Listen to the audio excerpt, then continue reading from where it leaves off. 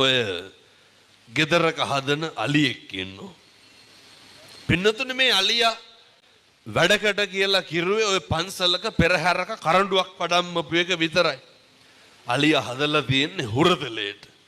දවසක් පින්නතුනේ පහළ ගඟකට දැන් මේ පැත්තෙත් අලියැත්තු ඉන්නවනේ. පහළ ගඟකට අරයි යනකොට ඒ කාලේ ටිකක් ඔය කොටා දින්න එහෙම ගන්නවනේ අලි. දනුත් එහෙමයි.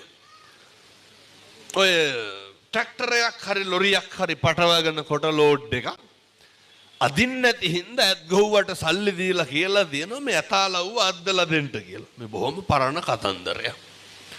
පින්නතුනේ අර තිරිසන් සතා මද්ද හක්කට අරගෙන දතට හිර කරගෙන ලොරිය ඇද්දා. හැබැයි පින්නතුනේ ලොරිය රෝද ගලකට හිටලා ගල ලිස්සලා එක පාරම ලොරිය පල්ලෙහාට ගිහිල්ලා. අනේ අර ඇතාගේ මුළු හක්කම ගලවගෙන ගිහිල්ලා තියෙනවා. පින්නතුනේ කවදාවත් කොට ඇදපු ඇතෙක්ද? කවදාවත් වැඩක් ගත්ත ඇතෙක් නෙමෙයි. හැබැයි බුදුවරු උගන්වනව දේශනා කරනව අහලත් ඇති මං හිතන්නේ අරනේ කම්මං දල්හං කින්ති කරෝමි. මිනිස්සුන්ගේ කර්මය දැඩි වුණාම කරන්න දෙයක් නැතුව යනවා. ඒ විතරක් නෙමෙයි මිනිස්සු සංසාරේ කරපු අකුසල් කවදා හරි කොතෙන්ට හරි මොකක් හරි විදිහකින් එක්කහුව වෙලා ඒවා ගෙවලා දාන්න සිද්ධ වුණාම අපට කොහොම හරි ගෙවන්න වෙනවා. ඒ නිසා මතක තියාගන්න මේ තිරිසන් ආත්ම භාවයක් ලැබුවා කියලා එකක් නැහැ. මනුෂ්‍ය ආත්ම භාවයක් ලැබුවාය කියලා එකක් නැහැ. හැමදාම දිනපතාම අම්මලා තාත්තලා පුදුම විදිහේ දුක් ගැනවිලි කියනවා. දරුවෝ පුදුම විදිහේ දුක් ගැනවිලි කියනවා. මේ කියන හැම එකකින්ම තේරෙන අවබෝධ වෙන කාරණය තමයි ඔය සංසාරේ කොච්චර අපි පව් කරලා ඇද්ද කියන එක විතරයි.